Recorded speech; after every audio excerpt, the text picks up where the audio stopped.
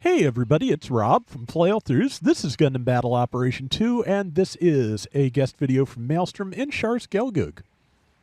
I do like Char's Gelgoog. I have trouble using it well. It is kind of fragile, as raids can be, especially a raid with a shield on its back. But it has a pretty good skill set. It has the Gelgoog beam rifle, which, is still one of my favorite weapons in the game, because it can stun if you want, but it also hits really hard uncharged. It has a grenade, and it has both the single and double-bladed attacks from the Beam Naginata. The double-bladed attack basically working like the Gan's downswing, or at least the downswing does, which is kind of the important part because it has a very high damage downswing if you can land it. I've mentioned before, but just for those who don't know, the reason for that is that in the third Gundam compilation movie, Encounters in Space, some of the footage from Amuro's fight with the Gan on Texas Colony, specifically that of the Gundam's head dodging the point of the Gan's beam saber, was reused in the middle of a new fight with Char's Gelgoog, which was inserted into that space. And yeah, and you can tell it's all new footage because it actually has a beam naginata, whereas they accidentally animated it with a metal blade on the Gelgoog in the original series in that fight. Also, good use of the EX boost there, which is another thing Char's Gelgoog has to get out of the way of that one melee attack. Oh yeah, it also has a rapid fire sub-weapon for the Gelgoog rifle as well. So yeah, like I said, pretty good loadout for this thing. And let's see, yeah, got his boost back now. And that is a standard Gundam, appropriate. And it just used its tackle, so yeah, it's unfortunately, yeah, that neutral's a little shallow, so yeah, that I've done that so many times. Just I thought that would reach, and it doesn't quite. Let's see. 5 minutes, 40-some seconds left. Allied team has a slight lead. So far, looking pretty good. And I don't know. I got some rounds today. Still working on requests. Didn't get anything I quite liked, but I did okay on a couple of things. So, just it was not as frustrating as it could have been. And honestly, that's all I want some days is just, if I can keep out of the frustration zone, that means I'm more likely to play more and get what I need. So yeah, just that was nice. Let's see. There's somebody with low health. Somebody else grabbed that. And yeah, this is. There's a lot of visual noise in this corner with various explosions and smoke dispensers and what have you. So yeah, kind of a difficult place to try and land an attack from, especially from behind your allies, which, yeah, just, good one there. And, yeah, just, it's hard to not trip over each other when you're packed into a close area, but it can be done. And, let's see, unfortunately out of feet. Good hit with the melee, though. Good use of a roll.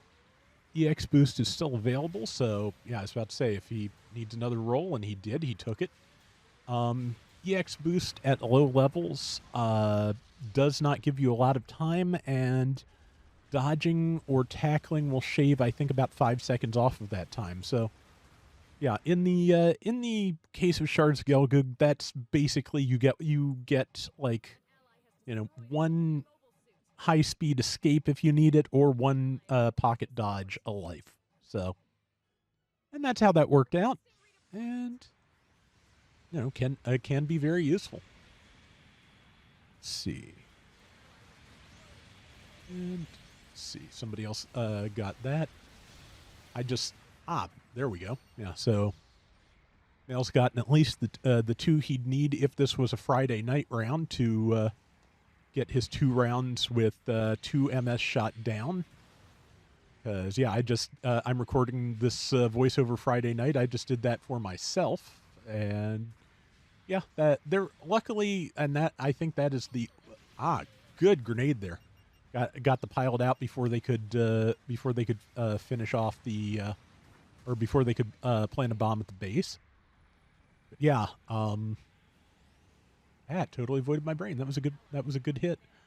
But yeah, I only had one round where where everybody managed to just kind of get in there and get that last hit in before I could. So, just I hate those because when everybody is doing that and you also don't win, it just feels like such a waste of time to have gone through that round and endured that frustration. Again, just, because getting around where you don't make any progress towards tokens is essentially kind of robbing you of real money in a sense. It's really hard not to get very frustrated with that after a while. See, good shift back there. But now the Gundam, that Gundam and that Quacks are both kind of moving in, so. But luckily, somebody on Maelstrom's team shot the Quacks in the back, so.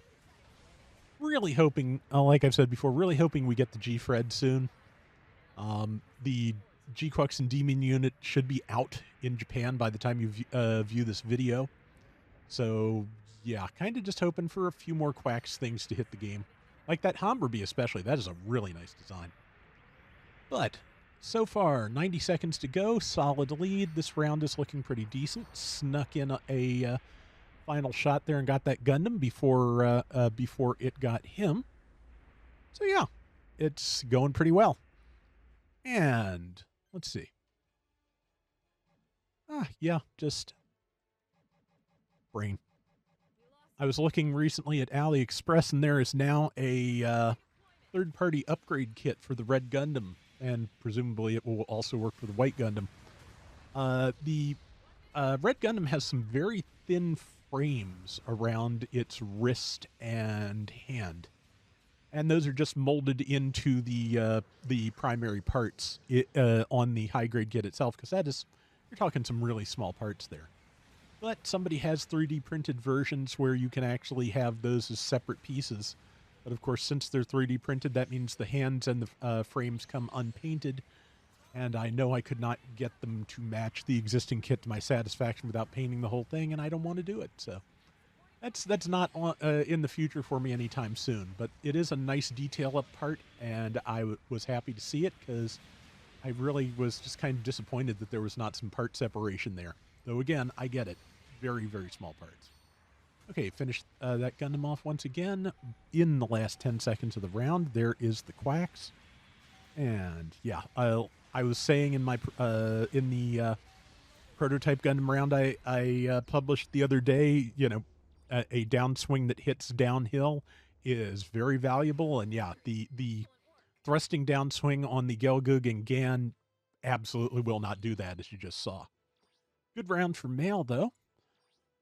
Came in at 4 and 3, 70,000 damage, and yeah, just some good fighting there. That is going to do it for today's Gundam Battle Operation 2. We will be back soon with more. Till next time, everybody take care and have fun. Later. Personally, I'm still waiting for the White Gundam to hit the U.S. distribution system. And also just the upgrade kit for the Dragonian Knight from 30 Minute Fantasy, the Dragonia Lord, should be hitting sometime soonish, I think. So, yeah, definitely want to get that because there's some really nice upgraded parts for that kit in there, including a pretty good set of wings, as I recall.